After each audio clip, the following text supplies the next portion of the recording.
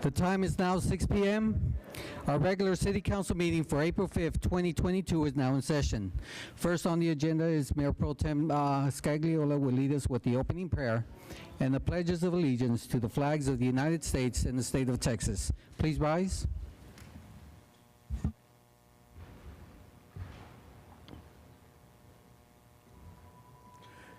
Dear Lord and Heavenly Father, it is written that in the beginning of Jesus' ministry, some children were brought forward, but his disciples tried to turn them away. And Jesus said, "No, let the children come to me, for the kingdom of heaven belongs to such as these." And then he blessed the children. Lord, as both young and old children of God, we ask for your blessing on those who gather in your name. We especially ask for your blessing on those who dedicate themselves to care for the most precious and vulnerable amongst us, our children. And as we conduct the business of our city, let us be mindful that the actions we take today will affect future generations. Let us act with the grace and wisdom inspired by your holy word.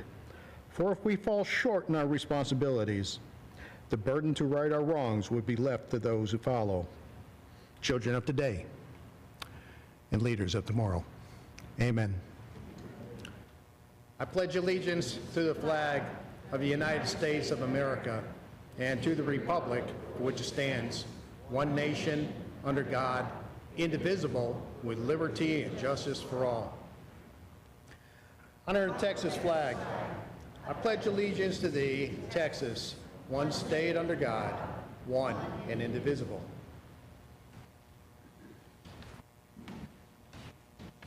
Thank you, Mayor Pro Tem. As a reminder, students who are participating in the Hal Baldwin Scholarship are required to sign in on the sheet located in the back. Students watching our meeting online can still receive credit by contacting Sarah Gonzalez at 210-619-1015. Again, that's Sarah Gonzalez at 210-619-1015. We have a presentation. First is our Mayor Pro Tem Scagliola and Lions Club member Richard DeWitt have a presentation for the Schertz first responder. Mayor Pro Tem, floor is yours. Yeah, thank you, Mayor, Dr. Brown, Council. In addition to being a distinguished member of this Council, I also have the pleasure of being the acting president of the Schertz Civil Lions Club. And I brought with me for moral support the former president of the Schertz Civil Lions Club. And the reason we came before you is one of our directors went up to a district meeting recently, and to make a long story short, they had a bit of a charity drive where they were collecting stuffed animals. The Lions Club does a lot of community service like that, and this was just one of them. And the response was so overwhelming that he came back with a couple of bags full of stuffed toys. Well, what to do with them? And we decided that, it might be a nice idea to present these to our first responders so that they could keep one in their vehicle. So in case of an accident or some type of traumatic experience, well, the stuffed animals, they have a tendency to act like a security blanket at times. So that's why you have the stuffed animals on the dais at the moment. No, don't take them home. I'm going to put them back in the bag and turn them over to Dr. Brown so you can distribute them to our first responders or anybody else in the city who might have a need for them. And that's all I have, sir. Mr. Jevitz, you have anything to add? Just wanted to say thank you to the city for allowing us to be part of something that helps out the community as much as we do. And one of the things, we just gave those to you as support to make sure that you have a good meeting today. So if you have any questions, just ask your assistants there. Thank you. Thank you, Mayor Pro Tem. It's a great idea. I think they will come in handy to our first responders. Thank you. Next, we have proclamations. We have several of them, so I'll come down here. If I can have Ms. Uhorn join me down here.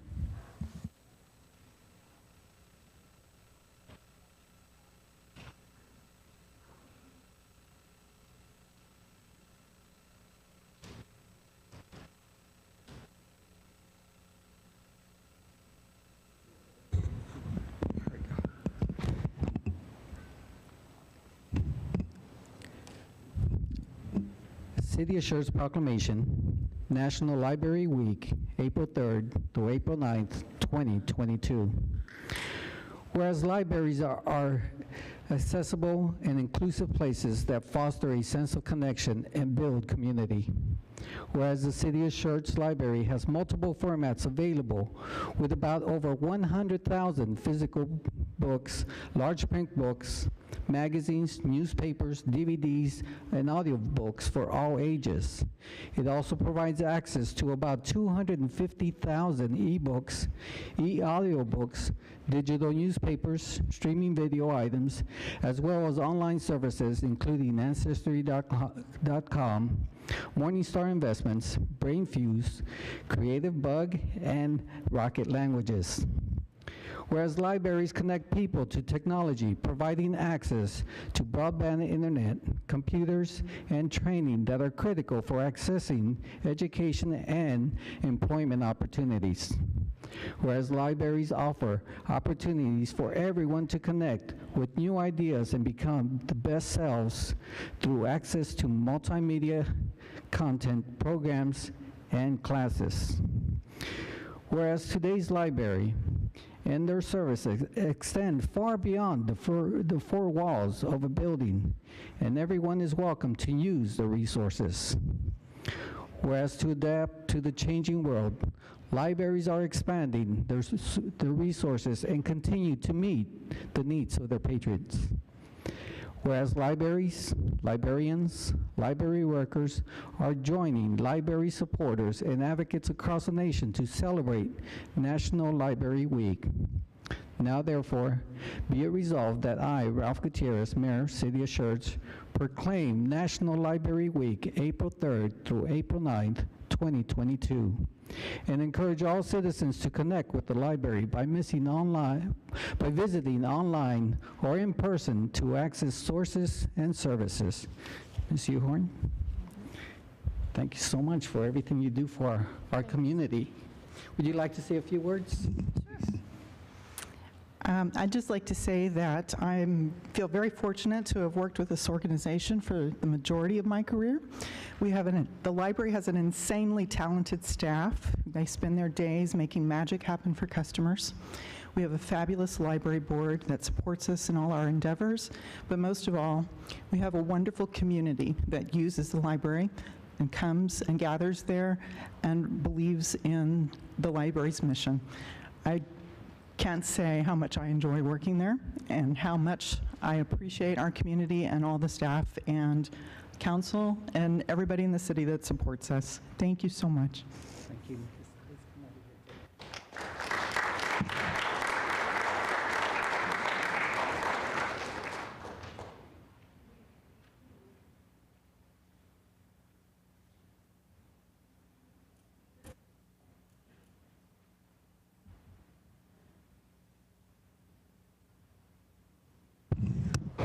Our next proclamation is the National Sexual Assault Awareness Month. May I have a story out here, if he can join us? Thank you.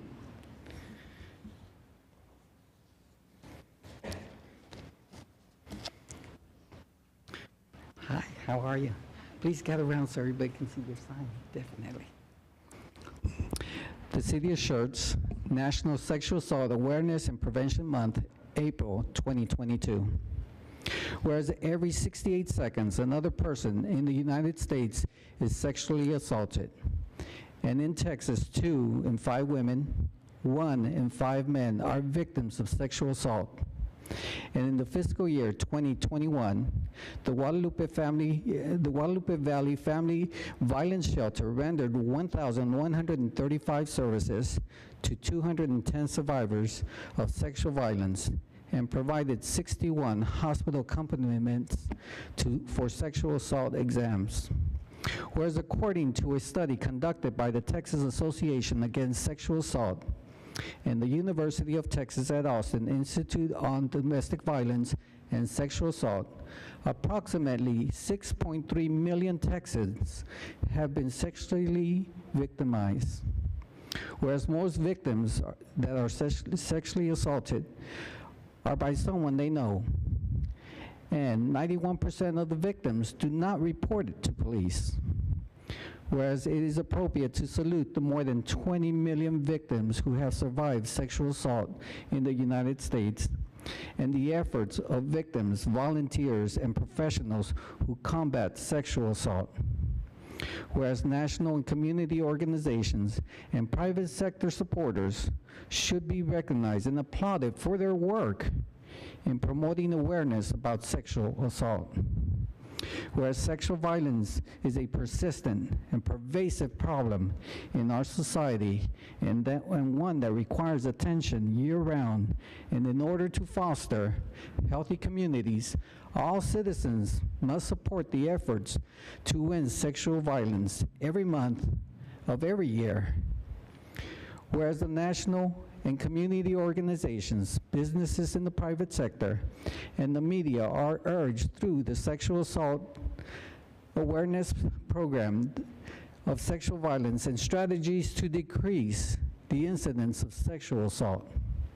Now therefore, I, Ralph Gutierrez, Mayor, City of Schertz, do hereby proclaim the month of April 2022 as National Sexual Assault Awareness and Prevention Month in the City of Schertz, and invite all citizens to observe this month by supporting the goals and ideas of victims and those working towards awareness and prevention, and by participating in our community efforts. Thank you so much for joining us here today. Would you like to say a few words, please? My name is Ashton Story. I'm the sexual assault advocate with the Family Violence Shelter, and I just want to say thank y'all for all y'all support, especially thank you to our community partners, CAC, law enforcement, and the prosecutors' offices and the hospitals. It's really a team effort, and we couldn't do it without y'all. Thank you. Would any of you like to say a few words? I'll do it after the next. We're going to switch off. Take the photo.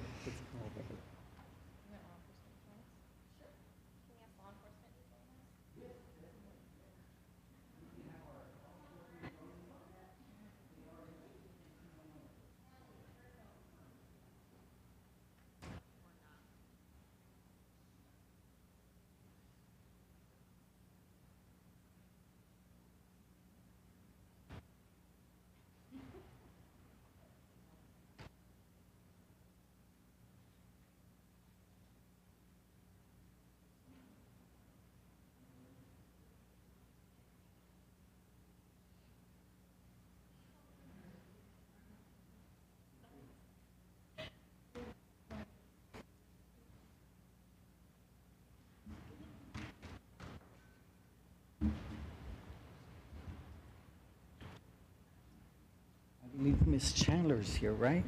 Yes, okay. The City of Schertz Proclamation, National Crime Victims' Rights Week, April 24th through April 30th, 2022.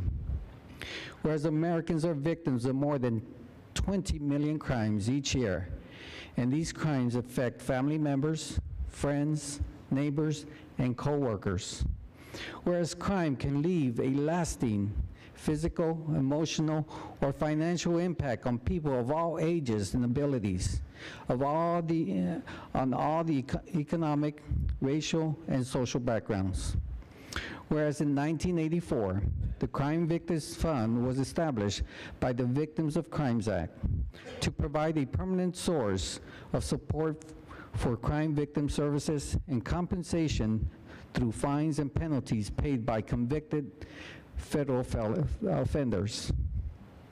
Whereas Crime Victims Fund today supports thousands of victims assisted programs and provide help and support to children of victims of violence and sexual abuse, stalking victims, survivors of homicide victims, victims of drunk driving crashes, victims of domestic violence and dating, and sexual violence and other crimes.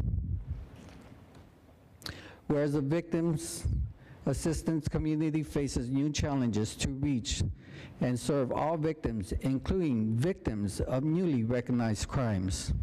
Whereas the National Crime Victims' Rights Week provides an opportunity to celebrate the energy, creativity, and commitment that launched the victims' rights movement, inspired its progress, and continue to advance the cause of justice for crime victims. Whereas advocates are joining forces with victims service providers, criminal justice agencies, and concerned citizens throughout the city of Schertz and America to raise awareness of victims' rights and observe National Crime Victims Week. Now therefore be it resolved in official recognition, the city of Schertz does hereby proclaim the week of April 24th through April 30th, 2022 as the National Crime Victims' Rights Week in Schertz, Texas, and reaffirms the city's commitment to respect and enforce victims' rights and address victims' needs during the National Crime Victims' Rights Week and throughout the year, and express our appreciation for those victims and crime survivors who have turned personal tragedy into a motivating force to improve our response to victims of crime and build a more just community. Thank you so much. Would you like to say a few words, please? Thank you. My name is Krista Chandler, and I'm the Crime Victim Liaison for the City of Schertz. I work in the police department, and I help crime victims understand their role and their rights within the criminal justice process and the investigative process. And I work very closely with the Child Advocacy Center and the Guadalupe Valley Family Services, and it takes a community awareness to come together and help support crime victims and help them know the next steps to reduce the trauma moving forward in their life. So thank you. I'd like to thank council for this opportunity. Thank you.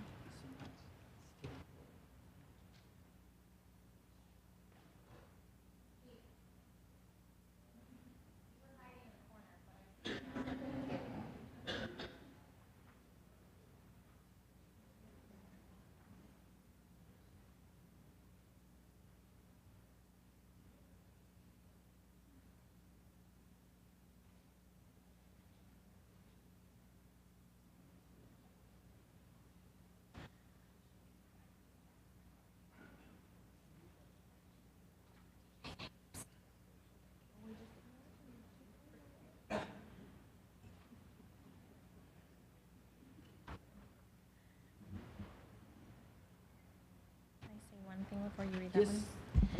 I would just like to commend the city of Schertz for having a victim liaison at their police department. That does not happen everywhere, and it makes a world of difference for the clients that we work with to have somebody within that department who can translate some of the jargon that happens whenever law enforcement are working with our victims, and also just be that bridge to make a more human experience. So I commend the city of Schertz for having that position and having such a wonderful person in that position as well. Thank you so much for saying that.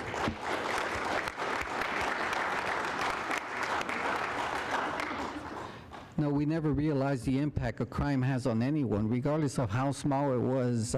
It is a traumatic event for them. So having that individual really does make the transition smoother. Thank you so much. Next, I believe Ms. Baker's here with us. No, she's not. Okay. All right. The City of Schertz proclamation. Child Abuse Prevention and Awareness Month, April 2022. Whereas more than 43,270 cases of child abuse and neglect were confirmed in Texas during 2021. Whereas there were more than 268 confirmed victims of child abuse and neglect in Guadalupe County in 2021. Whereas child abuse prevention is a community responsibility, and finding solutions depends on the involvement of all the people. Whereas communities must make every effort to promote and support programs that benefit children and their families. Whereas effective child abuse prevention programs succeed because of the partnerships among a variety of entities, including and not limited to schools, religious organizations, law enforcement agencies, child protective services, prosecution agencies, medical professionals, mental health professionals, the Children's Advocacy Center, court-appointed special advocates, and other community-based nonprofit organizations. Whereas everyone in the community should become more aware of child abuse prevention and consider helping parents raise their children in safe, nurturing environments, as well as supporting local professionals dedicated to meeting the needs of child abuse victims. Now therefore be it resolved, in official recognition, the City of Schertz does hereby proclaim April 2022 as Child Abuse Prevention and Awareness Month in Schertz, Texas, and urge all citizens to work together to reduce child abuse and neglect and significantly improve the response of our community when children abuse occurs in the months and years ahead. Hi, I'm Christy Williams. I'm the Executive Director of the Guadalupe County Children's Advocacy Center. We are a nonprofit agency with a location, our main office in Seguin and our satellite office here in Schertz. We have been serving children and families since 2004 when there are allegations of child abuse and neglect, or when law enforcement has a case where a child may have witnessed a serious crime. We conduct forensic interviews of children that are developmentally appropriate and recorded and watched live by our team members to ensure that we are minimizing the number of times that children have to talk about their abuse, and also doing it in a way that is developmentally appropriate for them and has their best interests in mind.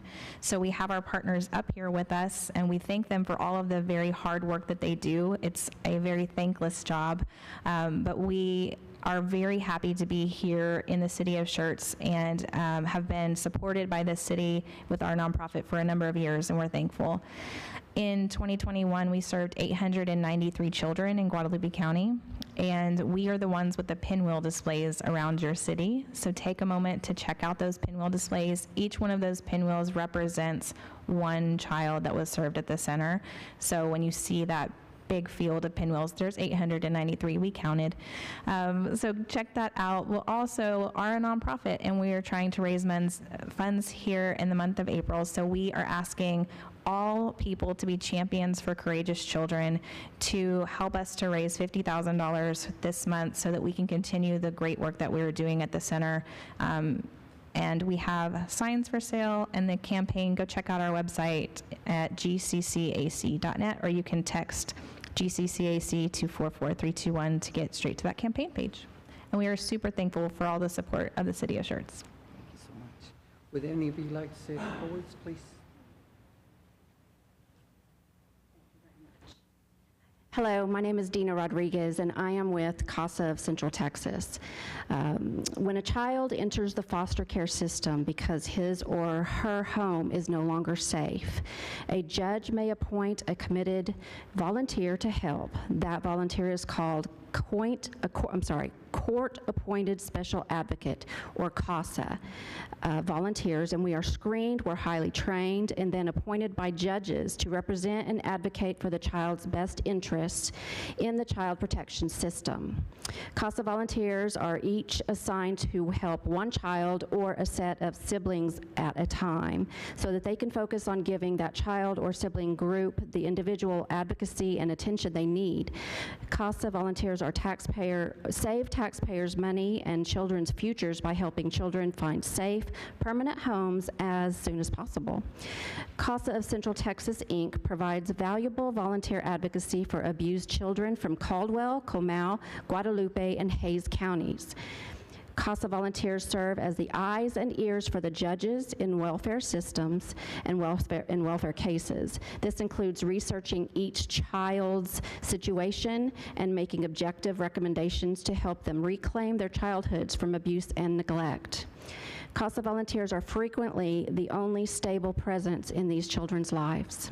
CASA volunteers bring 3 critical qualities to their work. They focus on one case at a time, they bring a unique perspective to the court case, and their sole objective is representing the best interest of the child. We are the voice of this child or the children to the court, to the judge.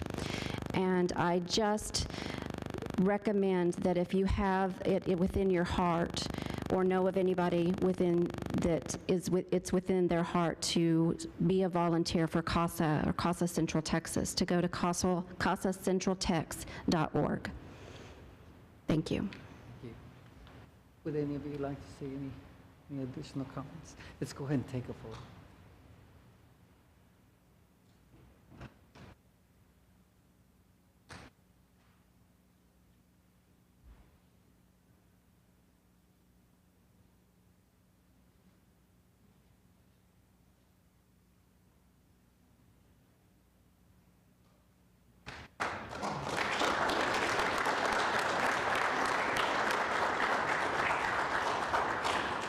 Our children are our most precious resource, and thank you all for being advocates and a voice for them. Appreciate it so much.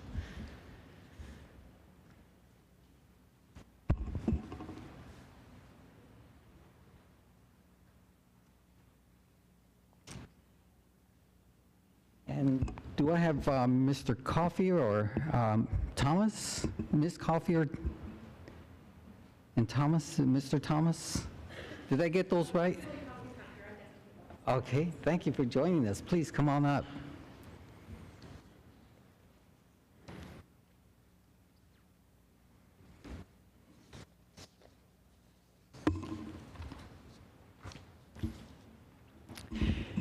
City of Schertz proclamation. April 2022 is the month of the military child, and April 15th, 2022 is Purple Up for Military Kids Day. Whereas the City of Schertz will observe the month of the military child during the month of April 2022, and on April 15th, 2022 is Purple Up for Military Kids Day, to honor military families and the children for their sacrifice they made to the unconditional support of our armed forces. Whereas more than 1.7 million children under the age of 18 have at least one parent serving in the armed forces, and an estimated 900,000 children have had at least one or both parents deployed multiple times. Whereas the City of Schertz, along with the Texas Education Agency, are committed to ensuring military connections between students and supported in our schools and various programs, as our men and women in uniform focus on challenges and missions they face in the line of duty. Whereas in the month of April, citizens can show their support for the military children and appreciate for their strength and sacrifices by wearing purple, which represents the blending of the colors of the 5 different branches of the armed forces.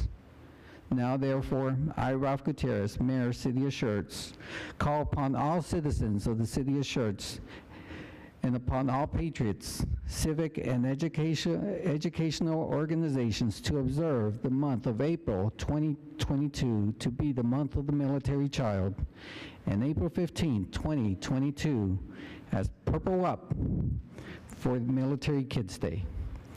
Please. Hi, my name is Destiny Little, and I'm the program manager for the Military Child Education Coalition. I want to thank you guys for coming out today and supporting our military kids and so many other great causes.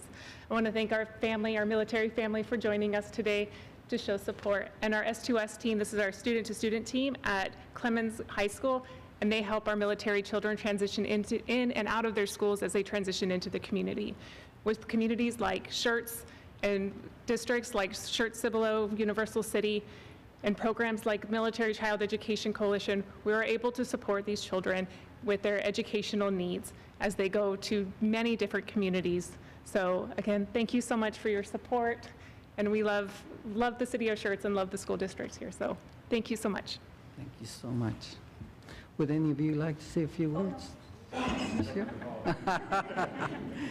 You know, I'm retired military too, and we tend to forget that while we're deployed, the sacrifices our families are faced with, not only deployment, but the PCSs, the long days, long hours, long weekends, TDYs, it's amazing what they go through, and we tend to overlook that. We couldn't do it without our family support. And thank you all. Thanks as children, you guys, the transitions that you have to make. Sometimes 4 high schools. Can you imagine going to 4 different high schools? How many schools in all? I think my daughter went to 6 different schools. Yeah, it is a big sacrifice.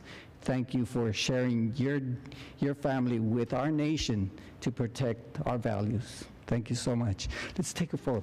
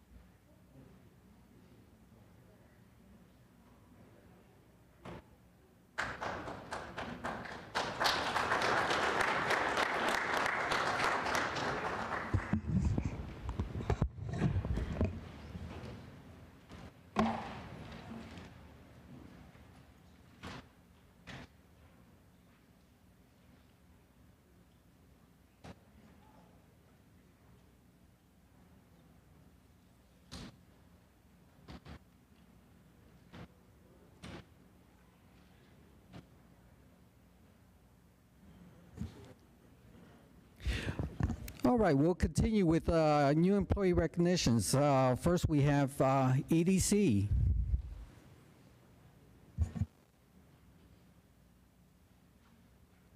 Good evening, Mayor and Council. Adrian Bettis, Director of the Schertz Economic Development Corporation.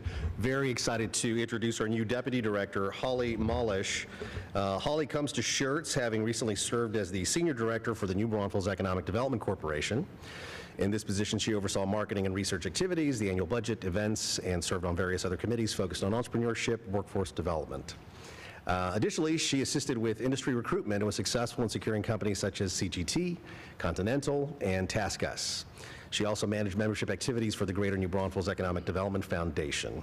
Holly has a background in manufacturing and is a member of several professional organizations. She's a graduate of the Economic Development Institute and Leadership New Braunfels. Holly holds a bachelor's degree in public relations with a minor in Spanish from Texas State University. She's also studying to take her certified economic development certification. Holly lives with her husband and daughter in Comal County. Her hobbies include photography, gardening, farming, and designing things for her husband to build. Mayor, Council, hi, I'm very excited to be here. It's a great time for Schertz, lots of great opportunities, so thank you for the opportunity. I also wanted to say that I am a child of the military. It's come from a long line of military members, and Randolph Air Force Base has always been the home base for me, so thank you. Welcome, welcome to our team.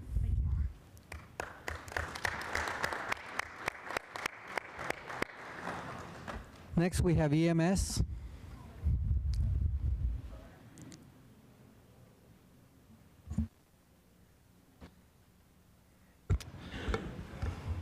Good evening, Mayor, Council, Dr. Brown. Tonight I have 6 new employees to introduce to you.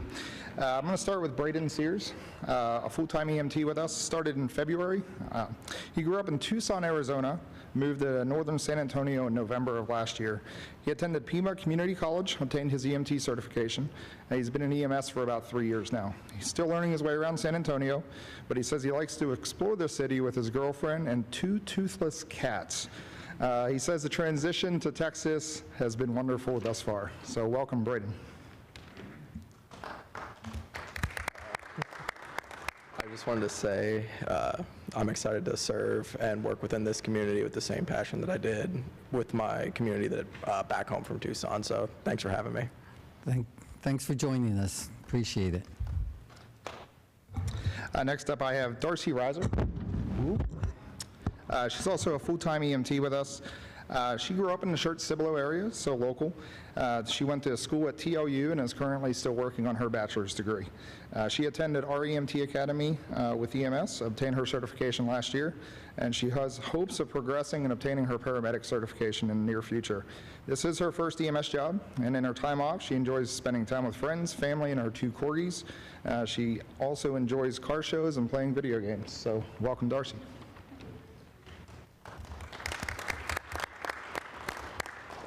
I just wanted to say thank you to the City of Schertz for providing the EMT Training Academy that gave me this opportunity, and thank you for the opportunity to serve your community.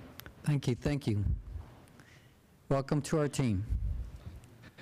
Next up, I have Victoria Herrera, she's also a full-time EMT. She goes by Tori.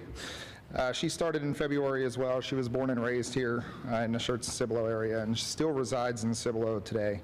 She attended our EMT Academy as well. She's been in EMS for about 7 months now. She has an 8-year-old daughter and a 5-year-old little boy, and in her time off, she enjoys spending time with the kids and going to the gym. So welcome, Tori.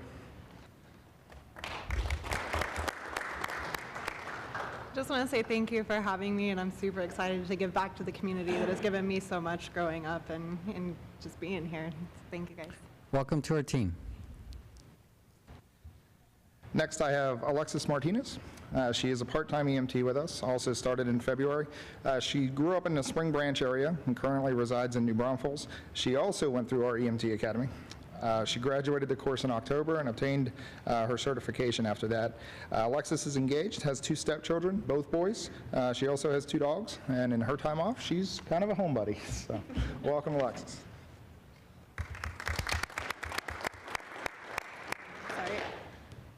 Sorry, I'm very small. I just want to say thank you so much for the opportunity. I haven't been an EMT for very long, so I feel very lucky that Schertz took a chance on me. Thank you, guys. Welcome. Next, I have Scott Calamy Jr., also a part-time EMT. He started also in February. He comes to us from the Floresville area, spent time in the San Antonio and New Braunfels area before finally settling down in Converse. He attended the Alamo Colleges and is currently pursuing a degree in emergency management. He attended our EMT Academy and obtained his EMT certification as well. He's been involved with EMS for about 9 months. Scott's girlfriend is also in EMS, and they enjoy getting out and about in their time off. So welcome, Scott.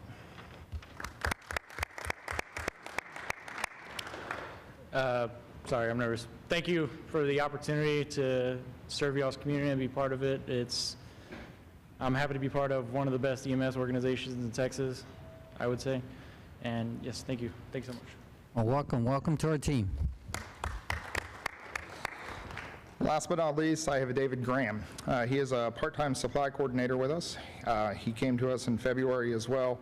He grew up an Army brat, spent a lot of time in the northern part of the United States, but most of his life here in the San Antonio area. David comes to us with some logistical experience and has thus far done an excellent job with supplies and ordering. He is married, has a 14-year-old son.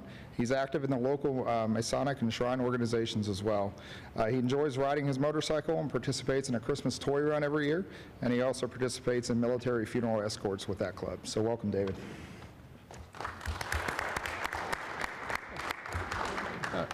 Mayor, Council, thank you for the recognition, and it's a privilege to work for the EMS department and to give back to my community. Thank you so much, and welcome all of you to our team, and we're so glad you are a part of our team.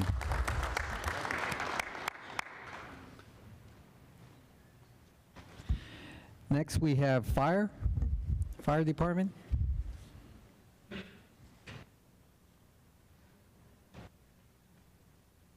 Brendan was doing such a good job, I thought he'd just keep going. Good evening, Mayor, Dr. Brown, Council, good to see you. You can't hear me? Wow, that's the first time I've heard that. I'd like to introduce our newest firefighter, Eric Flores, to our Schertz Fire Department team. He kind of comes from San Antonio, has been from all over a little bit. He started with us on February 28th. While Eric is not new to Schertz nor the fire service, where he actually graduated from Clements High School. He attended 6 high schools overall, so he's been moving around quite a bit. Graduated from the Fire Academy in March of 2007. This is his first civilian fire department job, as he served 13 years in the military as well. He has a Bachelor of Arts degree from Ashford University. In his free time, he enjoys hunting, fishing, and spending time with his family. 3 things on his bucket list are skydiving, going to Alaska, and going to Australia. He has a fear of dolphins.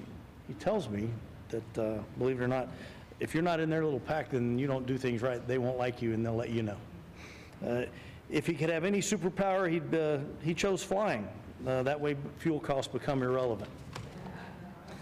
He currently lives in San Antonio with his wife, Kendra, and 2 children. Please welcome me in joining Eric to the Schertz family. I just want to say thank you for this opportunity, and I can't wait to give back to this community and serve along with you great people. Thanks. Thank you. All right, next we have the Police Department.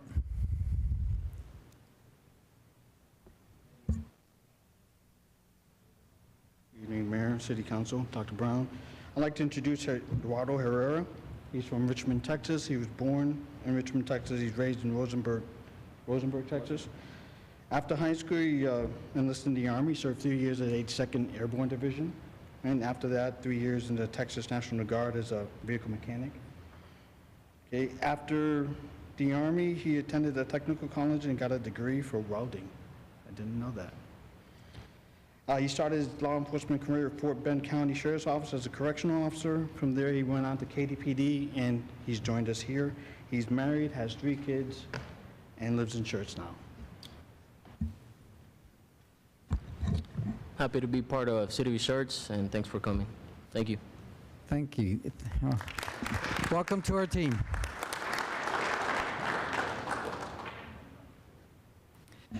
We'll move on to city events and announcements. Oh, I'm sorry. We do have one more. Hi, good evening. This is Lillian Rodriguez. She started with the city on February 14th. She's assigned to the Emergency Communications Division with the Police Department. She comes to us with a year of experience from Seguin. Lily was born and raised in Seguin. She graduated from Seguin High School, and she's considering relocating to Schertz.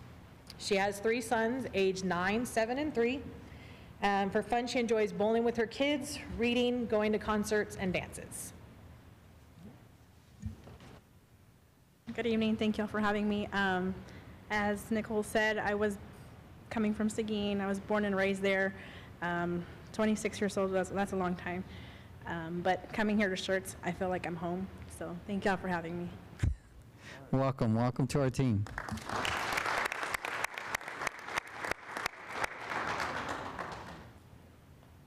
All right, we'll move on to city events and announcements. Announcements of upcoming events. Mr. James? Thank you, Mayor. You got a lot going on this weekend. Just to let folks know, on Saturday, April 9th is the Love Where You Live event. Volunteers are needed to help out with yard work and bulk trash removal in the Schertz Village and Heritage neighborhoods. We ask that folks sign in the morning about 8 a.m. at the Arlen's Market parking lot at 909 Curtis, and that event runs about 8 hours. Also, that same day is the Shred Day. That's hosted by the Hyper Group with the Chamber of Commerce, and that's going to be from 9 a.m. to 12 p.m. at 1730 Schertz Parkway. And then also, First Responders Appreciation Event, 1 p.m. to 4 p.m. That's at Rotama Park, the second parking lot, and that's sponsored by the Justices of Peace, John Terry, Constable Skorborchek, and Sue Boysonet. Now through Saturday, April 24th, we're having the sign up for the Kickball League. Games will be played every Sunday evening from 6 to 10 p.m. at Thulemeyer Park, so we hope council pulls together a team. The next regular council meeting is Tuesday, April 12th here in council chambers.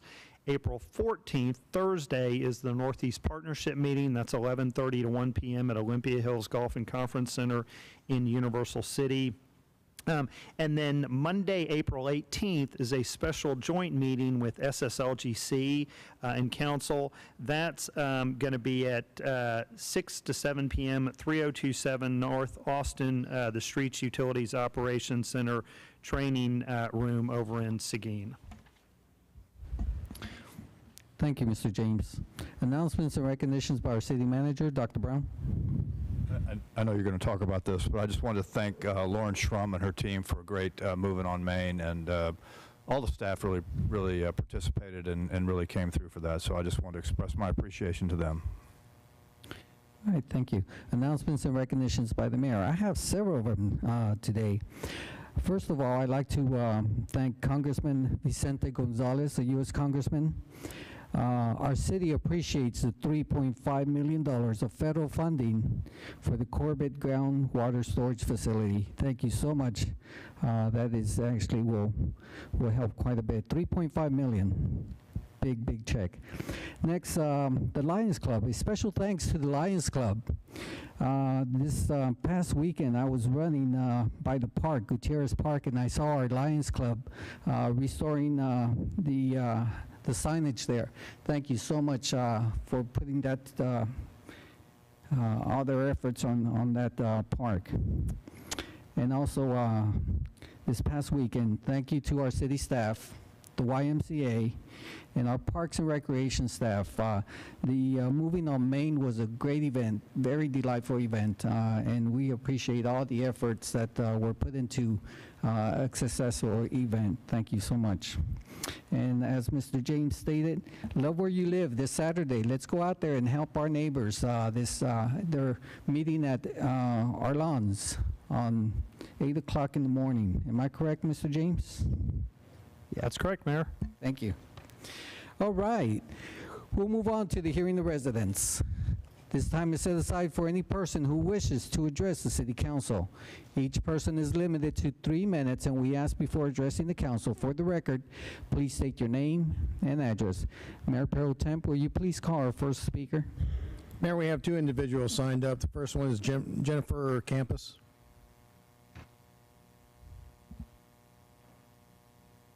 Hello, good evening, City Council. My name is Jennifer Campos. I work with the Chamber of Commerce. As some of you probably already know, I actually technically live in Converse, sorry.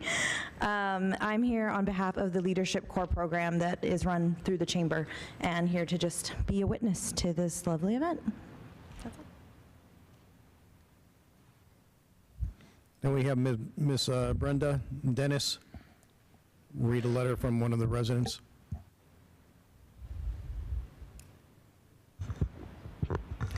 Yes, Mayor and Council, I received an email from a resident yesterday asking this to be read to the council.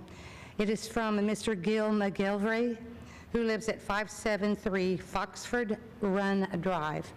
He says, my name is Gil McGilvray, and I currently have an issue I've been trying to address and seem to be no closer to a resolution. For well over a year, there has been a dog in the neighborhood directly behind my house, 5408 Holly Lane, according to Google Maps, that is constantly left outside. This animal frequently barks for extended periods of time at such a volume that I can hear it in my living room over the television. While I did my best to ignore it and stress became too much, I also work from home. I recently had my parents visit, and they were having trouble sleeping as the dog barked throughout the night. In the last couple of weeks, I've reached out to Animal Control and Schertz PD through both telephone and email. When going over options, it was explained that if there was nobody home when the officer went to the resident, there would be nobody to issue a citation to, and therefore nothing would really be done. I have also followed up only to hear that the officer could not hear the animal when they went by, and it was likely one of the few breaks the dog takes throughout the day. I've recorded the dog barking on my cell phone at all hours, 7 a.m. to after 12 p.m. As a resident, I follow the required ordinance and expect others to do the same or face the appropriate consequences.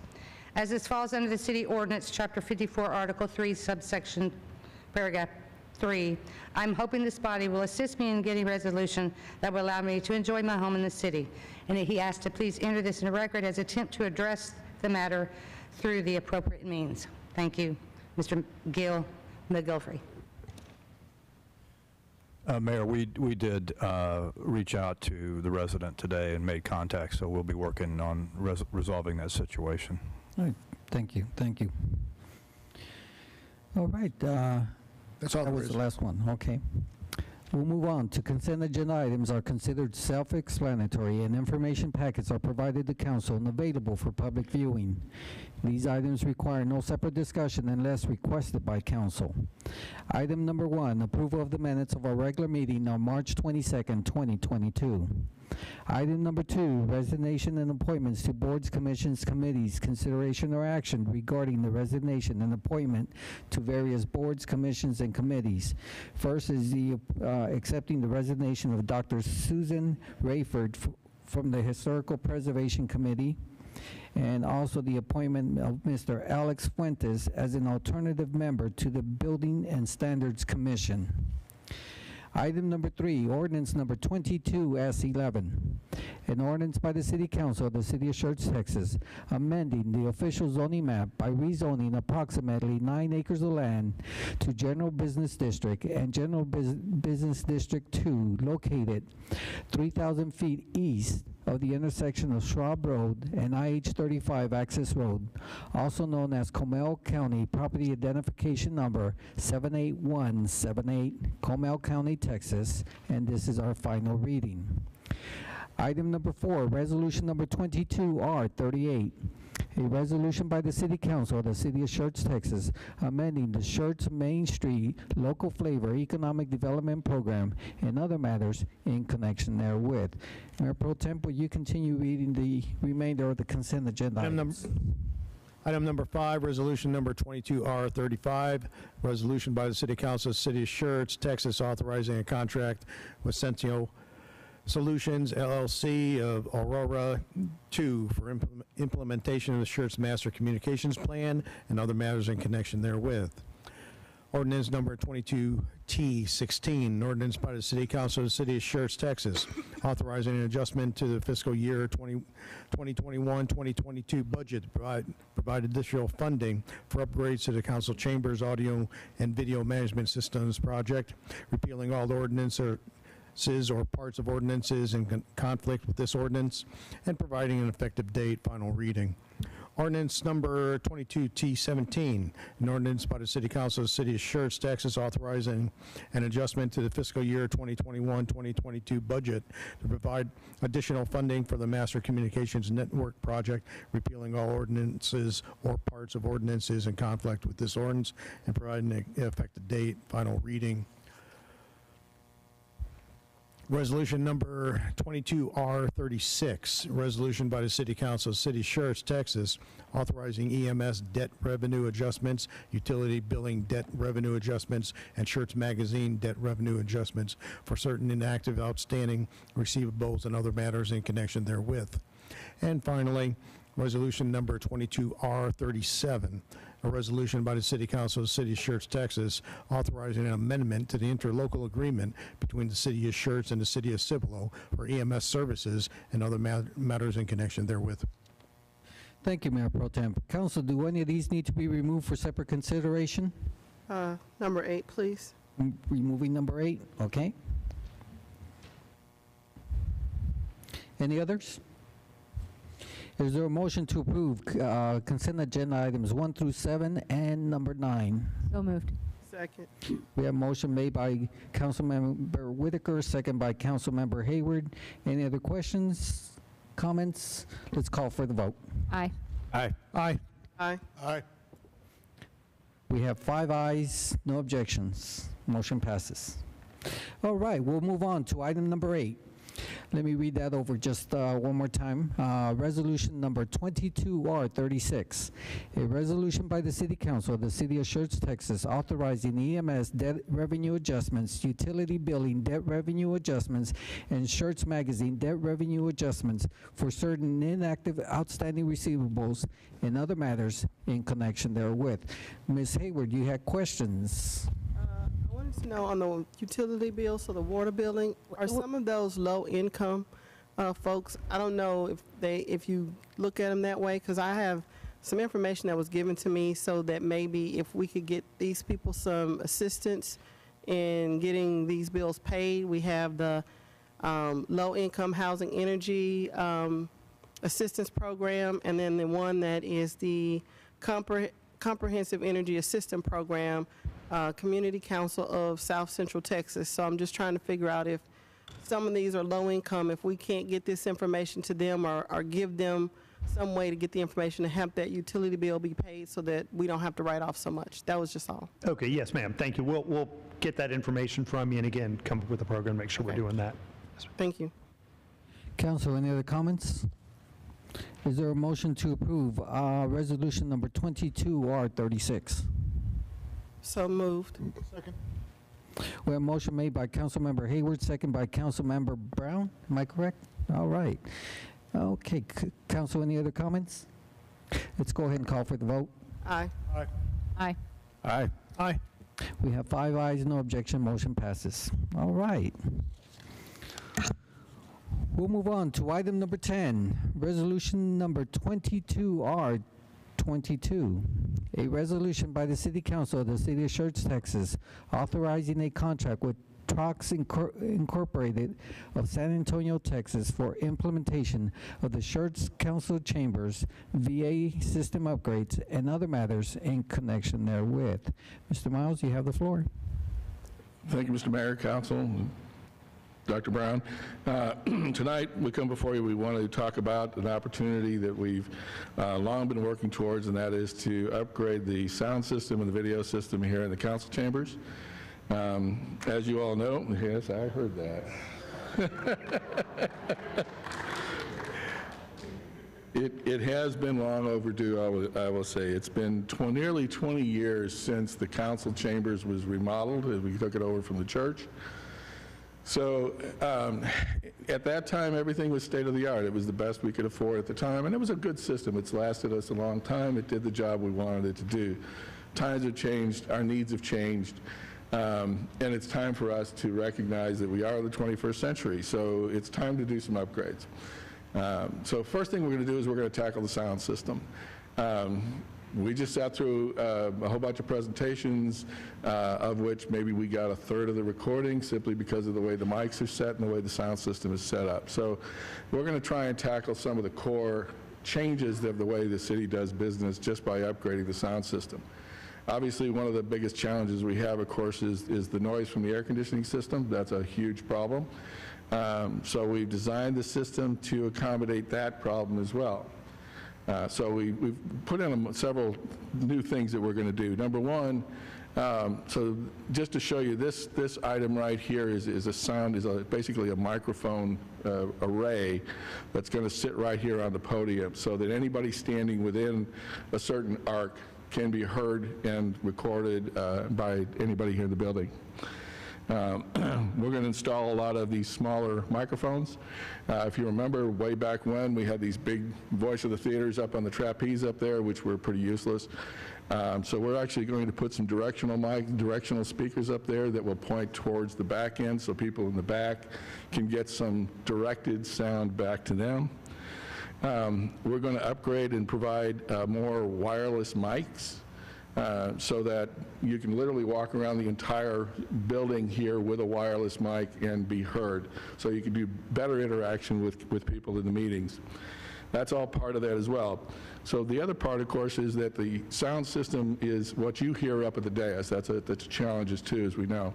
So all of that's going to be replaced as well. It's going to be upgraded. We'll provide headphones and head jacks, wireless Bluetooth headsets for people that want them, in addition to upgrading the video technologies and all that good stuff. But the sound system is one of the big things we're going to tackle. Been a real challenge.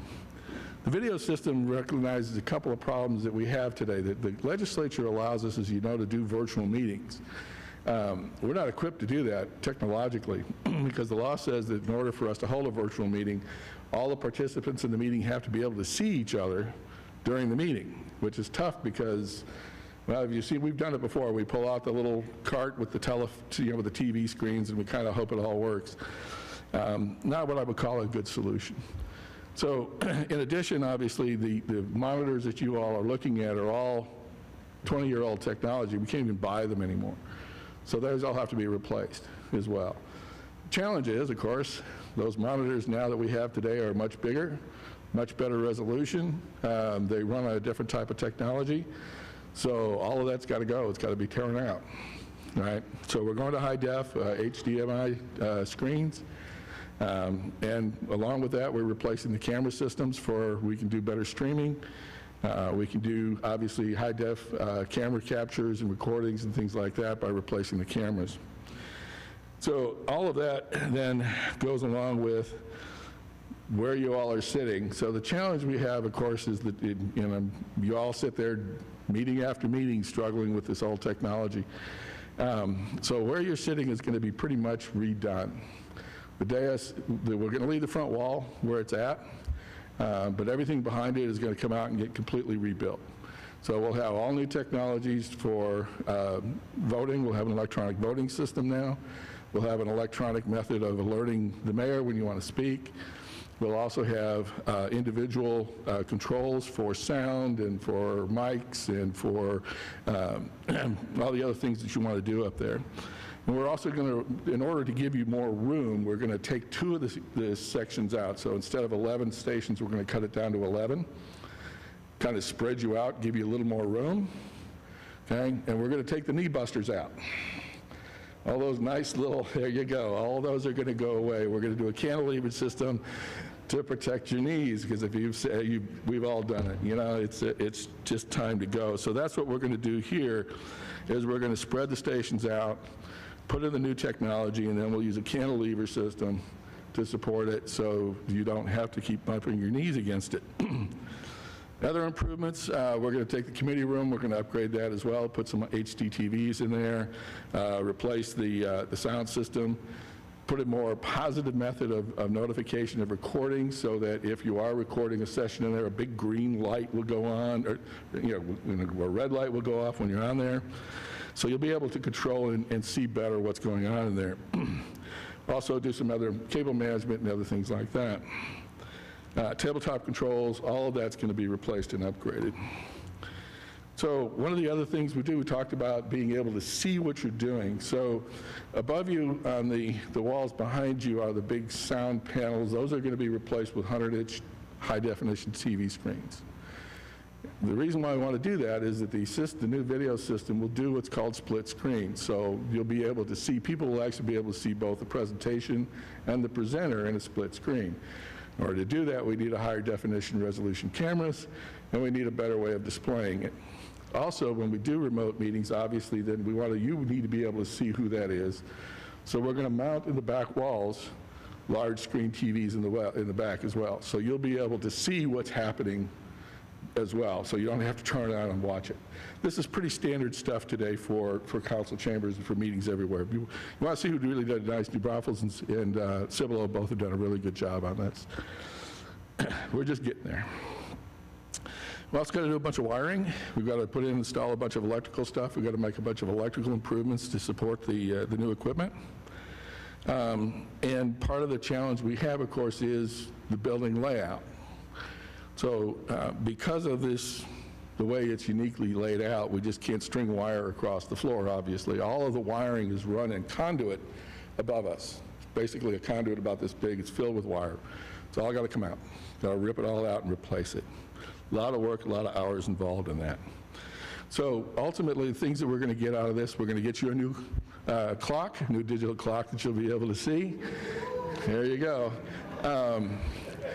New technologies to be able to see and hear what you're doing, obviously upgrading the recording, so we'll have better streaming abilities, we'll have better recording abilities, and in the long run will take us into the next 10 or 20 years where we need to be. It's a big project. We've worked together, a lot of departments have put a lot of information and feedback into it, so we're very proud of the work that we've done. We've selected Trox as both the lowest bidder and the fact that they did all that fine work for us over at the Civic Center, so we're very pleased with the work that they've done there. So we feel very confident we're going to have a really good product. So we recommend, of course, that you approve the resolution. Miles, did you want to mention the voting system? Sorry? Voting system? Oh, the voting system. So it's basically going to give you a button that will, you say yay or nay or abstain, and then all of that will be recorded by the software that the city secretary will see and be able to keep track of. Okay? The long-term goal is to automate our minutes and our voting tracking systems and things like that. In order to do that, we have to have some of this technology in place to make it work. Okay. And then Miles, you want to mention the interim plan where council will be while that work is being done? Sorry? You want to mention where council will be while that work is being done? So during that time, we're looking at unfortunately 6 to 8 weeks to do this. So we're planning on moving you to the courtroom over in Building 1. So it is a smaller facility, such as it is, but we have worked very hard to be able to set you up as a temporary location. It is what it is, but it will do the job for us. Like I said, our goal is to get this done as quickly as possible, but we expect to be in here 6 to 8 weeks. Thank you, Miles. Exciting stuff. Council, questions? Yes, Councilmember Dalla. Not really any questions, just a couple comments. I'm glad that we're going to have a clock that works. That was one of my first questions. I'm glad you answered that.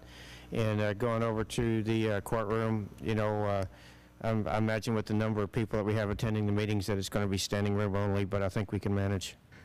Well, it's the only space we really have. The Civic Center itself, of course, they're putting the air conditioning in, so that's going to be down for a period of time. So it's the only space we really have available at this point. Okay, Councilmember Whitaker. Do you have an anticipated start date if this is approved? So one of the things that we want to try and avoid is delays due to supply chain issues. So in working with the contractor, one of the things that we're going to do is make sure that before we start actual construction that we have everything in place.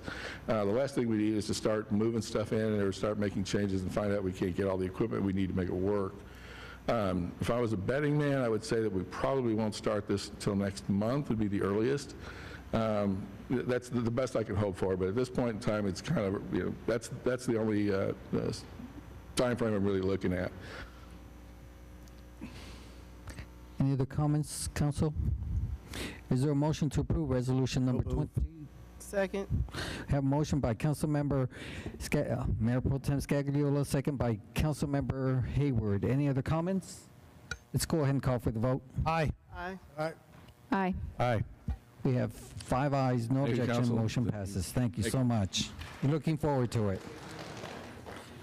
All right, we have a series of public hearings. First is item number 11, ordinance number 22S15. An ordinance by the City Council of the City of Schertz, Texas, to approve a special use permit to allow the operation of a convenience store with gas pumps on approximately 2.7 acres of land, more specifically described as the northwest corner of the interstate between Interstate Highway 35 and Cibolo Valley Drive, also known as property identification number 62840, City of Schertz, Guadalupe County, Texas. First reading. Ms. Harrison, you have the floor.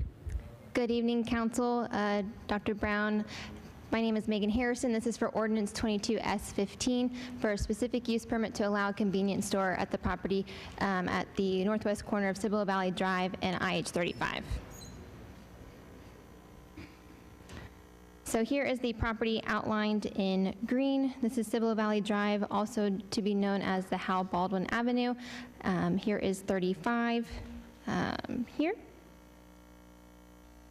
Here's a public hearing notice map. We did send mailers on February 25th, 2022. At the time of the staff report, we did not receive any responses in favor or opposed. We did send out the newspaper on March 16th, 2022 in preparation for the City Council meeting. Here's the current zoning map. Where the yellow star is zone general business. This is where the location of the proposed convenience store is going to be. Here's the current land use map, identifying the area as highway commercial, which is supportive of the higher intensity uses, that being restaurants, kind of office, and then of course lodging and uses as well. Here's our conceptual site plan. So it is going to be a 5,300 square foot building. It is going to have 16 gas pumps. They will be providing 2 access points onto 35. So the first one being here and the second one being down here. They are going to be having an access point onto the Cibolo Valley Drive or Hal Baldwin Avenue. They are going to be meeting the articulation standards in accordance to 21.9.5. They are going to be providing 44 parking spaces that are going to be 10 by 20s. They are providing screening for the adjacent property, as well as the screening for the trash enclosure, which is an 12 by 12 by 8 masonry structure with metal gates. And they will be providing landscaping throughout the site, as well as providing 69 trees at a 3-inch caliber. So they are going 0.5 over what our requirement is. So here's the landscaping plan, just kind of illustrating that.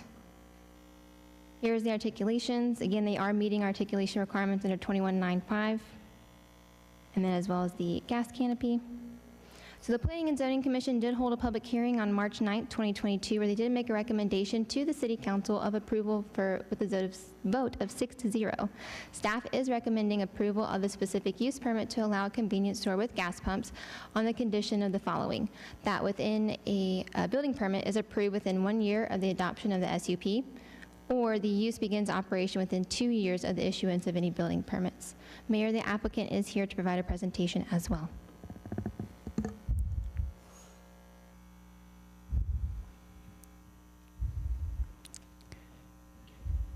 If you can please provide us your name and the... Yes, sir. My name is J.D. Dudley. I'm the real estate project manager for Quick Trip. I've been in front of you many times now. I've been lucky enough to work with Schertz for the past 5 years since I moved to the Austin, San Antonio area. I did want to say thank you real quick, and I'll be brief. I know a lot of you have already heard our presentation, but there's really something important I want to say tonight. I'm really glad I got to be a part of tonight, to see what you guys do. I got on, I looked at your core values, and then I looked at Quick Trips, and I mean, they almost mimic each other the same. Our core values are insanely similar, with the caveat of do what's right for Quick Trip and team management. But I think it's very important, because with what we do is Safe Place, and this is new information that you may not have heard if you weren't at the Northeast Alliance, so I'm just going to touch on a few things. Safe Place, every Quick Trip's a safe place, so we help endangered youth. Last year we helped 600 out of all of our stores out of 900 operating units. And then of course Folds of Honor, where we provide basically it's extended education for spouses and children whose spouses fall in the line of duty while serving our country. So very similar. I just wanted to throw that out there. I thought being part of that tonight was very cool, and I think it really shows why Quick Trip and why the city of Schertz is such a good partnership. We've got one operating unit here. We've got another one down the road. We do site selection on our own, so we basically go and we physically count the traffic ourselves and analyze to see where we want to put a location. We think this fills a very good spot for us as we get more into our transition of selling food. I don't know if you've been in to try it. I won't talk more about it because I know you've heard me talk about it, but we are getting more of the salads and wraps and to-go sandwiches and those things that are in that front cooler, and we're actually going through a remodel. So even though we went in here and built 58 stores in Austin and San Antonio, we don't like the way they're done. We're coming in and remodeling the stores to make them more efficient so we can sell food. Basically combining that kitchen in the back with the check stand so that we can operate as a fast food restaurant, compete with your QSRs. The other thing I'll talk about on this slide is our pay has increased. Store managers are about $84,000 to $130,000, probably being closer on the upper six-figure for just a medium pay. We start our employees out at $50,000 per year, which is 30% above the national average. So a full-time employee starts out making $50,000 a year right off the bat. The starting pay for a part-timer is $11.50, which escalates to $13.50, but now we actually started a weekend warrior program where they can come in and fill shifts, and that's important. That's your high school kids. My wife manages a Spring Branch store. Her entire staff lives in the crossings at River Crossing, sorry. And they all pull shifts, and they make up to $18.50 an hour on the weekends on our weekend warrior program. So the wages are real, that we're there. We want to be a good corporate citizen. I feel that we have been. And we'd love to have another location here in the city of Schertz. And that's really it. I'd like to answer any questions that you have at this time. I will tell you, I don't know if you've heard this spiel, but the Schertz Quick Trip is all throughout. All the project managers call me because once we built the one here, that's what everybody wanted across the country was a stacked stone. And then here we're doing a little bit different, more of a hill country look. We're going to do a Sonoma stone, so it'll be a whiter stone instead of a black stack rundle stone. Thank you. All right. This item is on the agenda as an open public hearing. Is there anyone in attendance who would like to address the council in reference to this subject?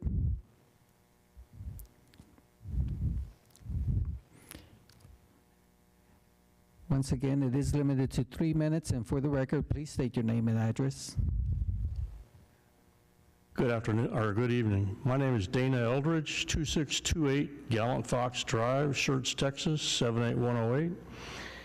I have nothing against QT, okay?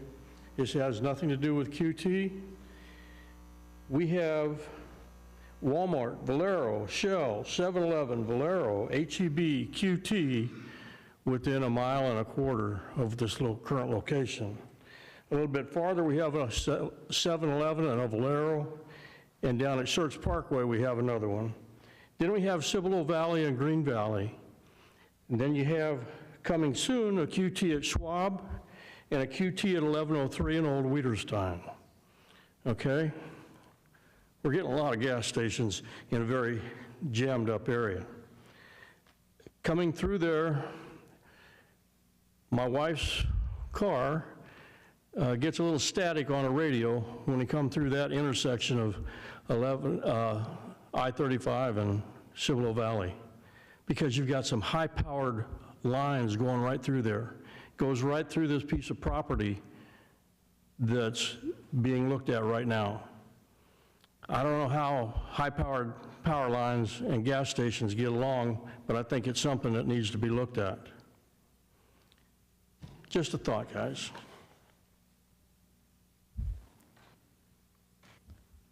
Okay, is there anyone who would like to address the council? Going once, going twice? Public hearing is closed. Council, floor is open for discussion. No one? Is there a motion to approve ordinance number 22S15? So moved. That came from Tim? Okay.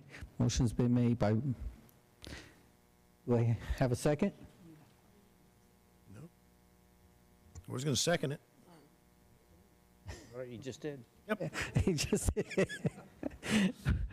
Okay.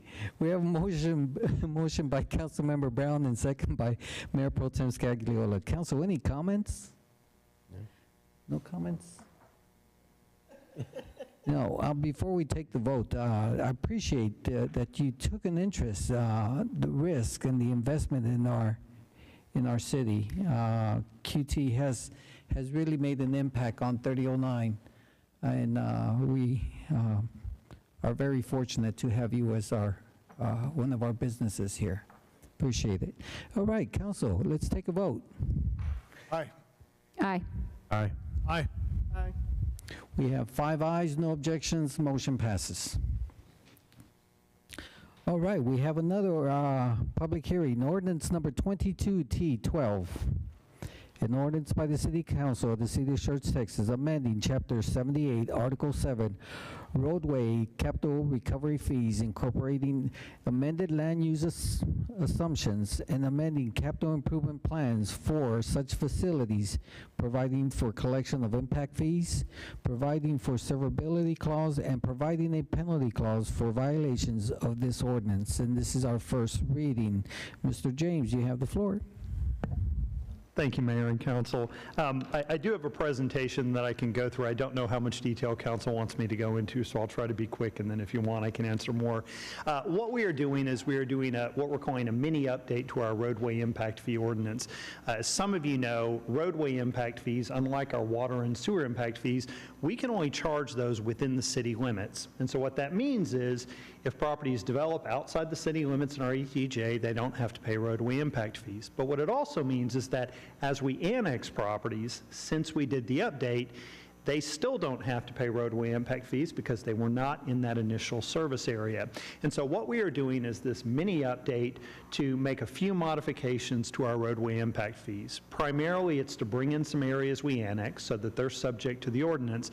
But the benefit really for those property owners as well is there are also roads that run through those that because they were not in the city limits before, they are not system roads for roadway impact fees that are eligible for credit for construction. So for example, the Saddlebrook project, this brings them in but it also brings in the 3009 extension, makes it a system roadway, so they get credit for building it. So it really is in some ways a win-win.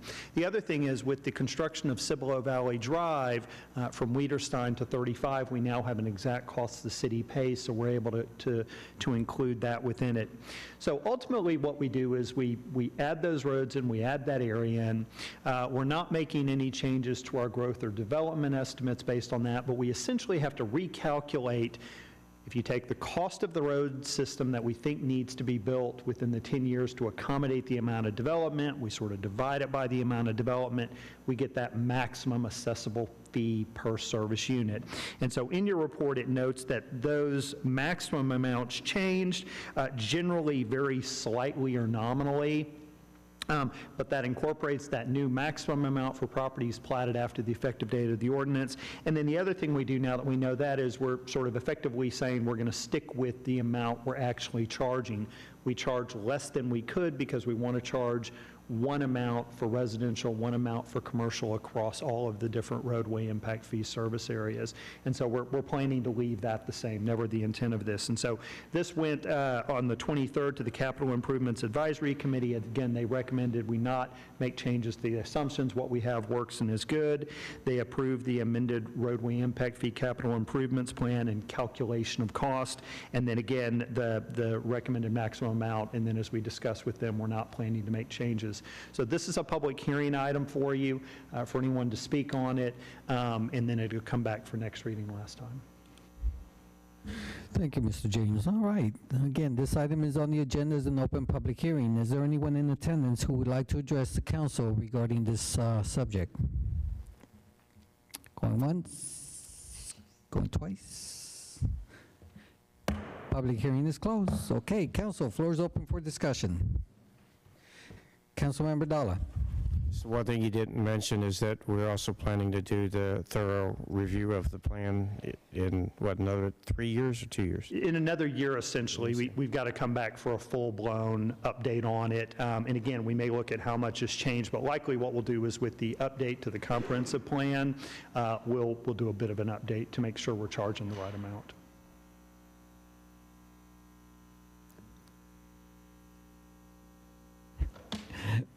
Mayor Pro Tem Scagliola. Yeah, I just wonder, you did a really good job, by the way. You're getting good at this. We're gonna have to keep you around. I have a whole long presentation I could. No. You did. It was splendid. No, seriously.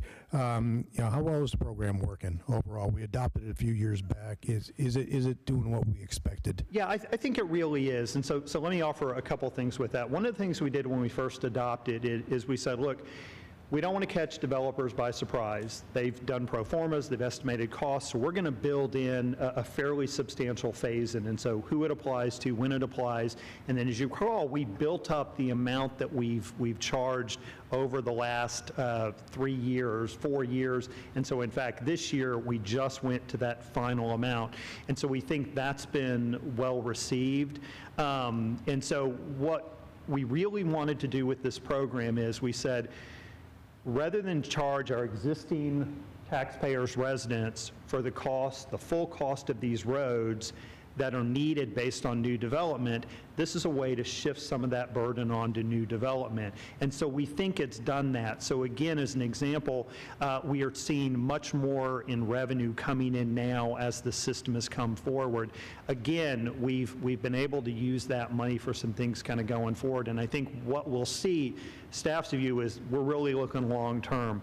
Once we get this in and going, we've had it 5, 7, 10 years, we'll have a fairly substantial amount of revenue to come in to start building some of the road sections that we hear residents talk about needing going forward. The credit system seems to work fairly well for most folks, particularly as we've educated. So yeah, we think it's doing what we had hoped it would do. That's good to hear. That's all I have, sir. Okay. Now, just to be clear, the road impact fees are based on the region where the road is being, so they're limited to where we spend that money, am I correct? That's right. The city has 4 service areas, and the maximum diameter, if you will, of those service areas is capped by state law. So we have 4 of them. The smallest is really down in the southwest corner. It's much smaller than the rest, but the others are fairly large. But that's correct. We charge them within the service area. The money has to stay within that service area and be spent within that service area. Yes, sir. Thank you for clarifying that. Council, any other comments, questions? Is there a motion to approve ordinance number 22T12? So moved. Second. We have a motion by Councilmember Hayward, second by Councilmember Brown. Any other comments? Let's go ahead and call for the vote. Aye. Aye. Aye. Aye. We have 5 ayes, no objection, motion passes. All right, we'll move on to item number 13, ordinance number 22S13. An ordinance by the City Council of the City of Schertz, Texas, amending the Master Thoroughfare Plan of the City of Schertz, Texas, and other matters in connection therewith. This is our first reading. Mr. James, you have the floor. Thank you, Mayor. This one is sort of related to the prior item, but it really is because we've annexed an area of the city that was not in our ETJ before. So I talked about roadway impact fees. When the city plans for our future, we look at the city limits and our ETJ. So if you look at the comp plan, you look at the thoroughfare plan, you'll see roads projected in areas not in the city limits but in our ETJ. And so normally we don't have to do this because we've already thought about it. But as many of you remember, we did an agreement with the city of San Antonio where they released property from their ETJ. We brought it into our ETJ and we annexed it. And so that's the property owned by Titan Development. It's at the end of the extension of Tejas Way. And so what we've done is we've incorporated an additional extension of that road on the roadway impact fee system. So this is really to get that road on our thoroughfare plan, rather, so that it's part of that plan, it's then part of the roadway impact fee system, and so it's a fairly straightforward item. I'm happy to answer any questions, and this should be a public hearing too. Thank you, Mr. James. Okay, this item is on the agenda as an open public hearing. Is there anyone in attendance who would like to address the council in reference to this subject? Going once, going twice. Public hearing is closed. Council, floor is open for discussion. No discussion. Is there a motion to approve ordinance number 22S13? So moved. Got tied there. Who came in first here? I did. Okay. We have a motion by Councilmember Whitaker. So do I hear a second? Second. Second by Councilmember Dalla. Council, any other comments? Let's go ahead and call for the vote. Aye. Aye. Aye. Aye. Aye.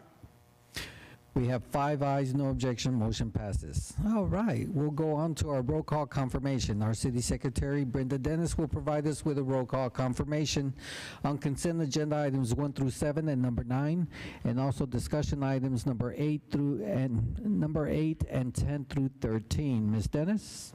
Yes, sir. Consent agenda items 1 through 7 and number 9. Motion was made by Councilmember Whitaker, seconded by Councilmember Hayward.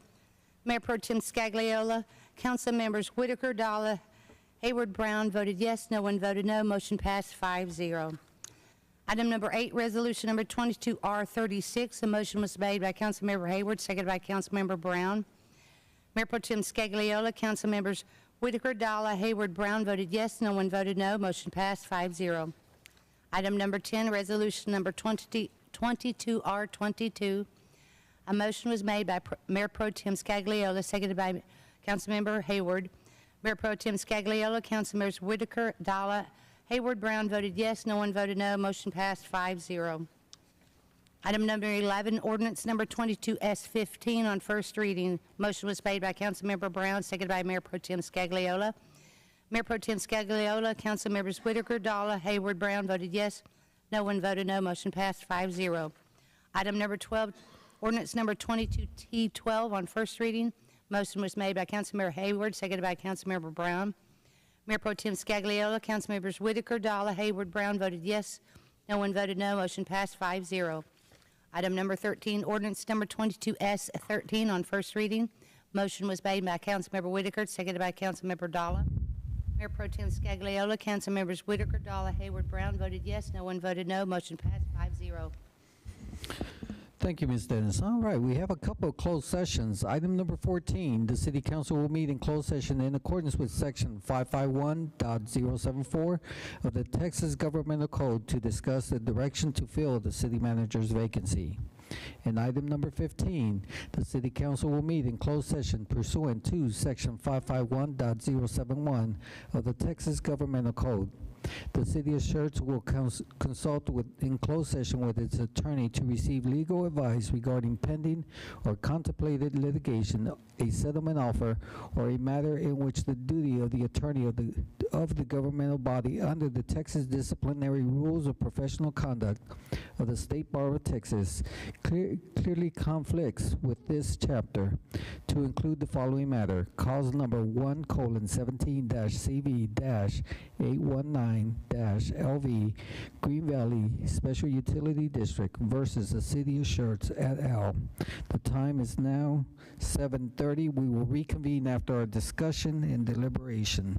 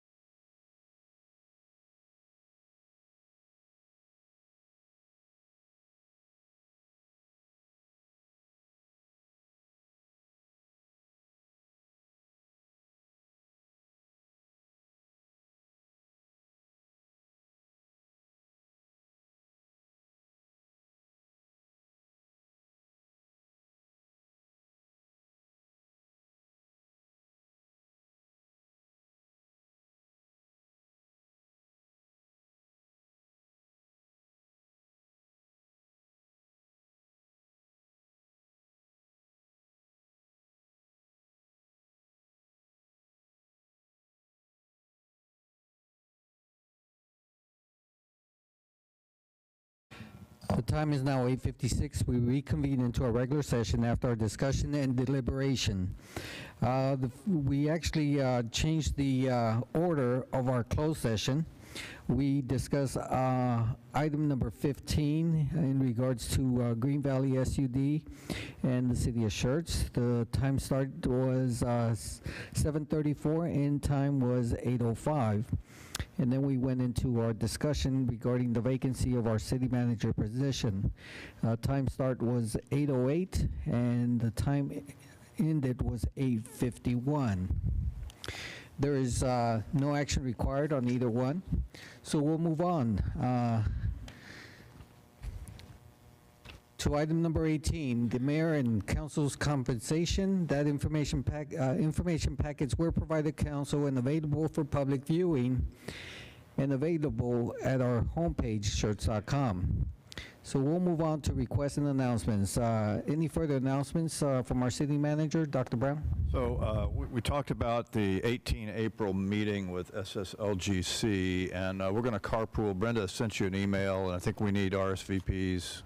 Yes, I've requested, we're going to have the two vehicles, like we've got the city admin vehicle, and I also have the EDC vehicle. So depending upon how many goes, I can get a third vehicle. But yes, we're going to leave at 5 o'clock from the city manager's area. So try to be there a little bit before 5, and we're going to carpool. Really need to depart by 5. Yes, sir. So We must, yeah, yes, we need to depart by 5. So be there, I guess, you be there at what, 4:30? Be in the Seguin Utilities Building. That's kind of a hall over there. So anyway, look forward to that. Okay, thank you. Thanks for the information. Council, any possible updates or information requested from staff? Okay, Council, any possible items you'd like to place on a future agenda item? Okay. We'll go ahead and go on with the announcements by council members or events they attended. Mayor Pro Tem Scagliola? Yeah, Walking on Main, absolutely fantastic. I made the mistake of going to the Zumba, and I think, you know, we missed out on having a TikTok, but I think I may be on the next one. I haven't seen it yet, but hey, the old man still got swagger. That's all I got. Councilmember Whitaker. I also attended Moving on Main, and it was very well run. I'm very impressed with emergency management services, had it all organized and kept us out of trouble. I thought it was very well done. I'm interested to know if we had numbers on that, so just curious what the turnout was. And then the pre-budget retreat a couple weeks ago, it was a very interesting format, and I liked it, and I appreciated that staff was really looking for direction, guidance, and priorities, and I thought it was a good process. Councilmember Dalla? I got a few items there. Again, like Councilmember Whitaker, I attended the pre-budget retreat there a few weeks ago. I was also well done, very different than what we've done before. Appreciated the way we did it. On Saturday, I attended the memorial service for Chris Price, represented for council. Also had Brian James was there with us as well. And then Sunday attended Moving on Main. Councilmember Hayward. I didn't attend the budget meeting because I was in Bryan, Texas, attending the TCMA William King Cole workshop, and being the only council member in the room, it was very informative, got a lot of information that I'll end up having Brenda pass along some of the PowerPoint slides to council. And if any of the council members have the opportunity to go, I think you should go. You'd be pleased.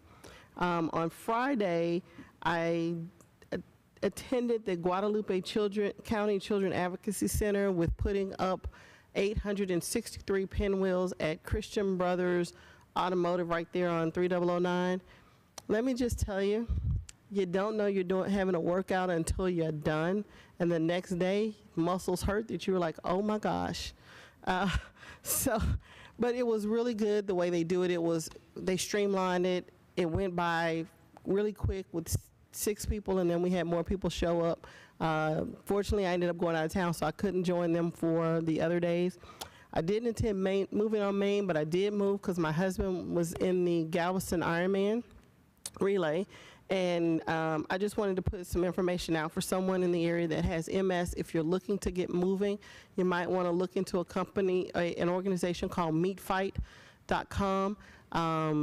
They believe in getting people on bicycles, and they tend to give bicycles away every year, and they sponsor people to go down to different Ironman, marathons, you name it.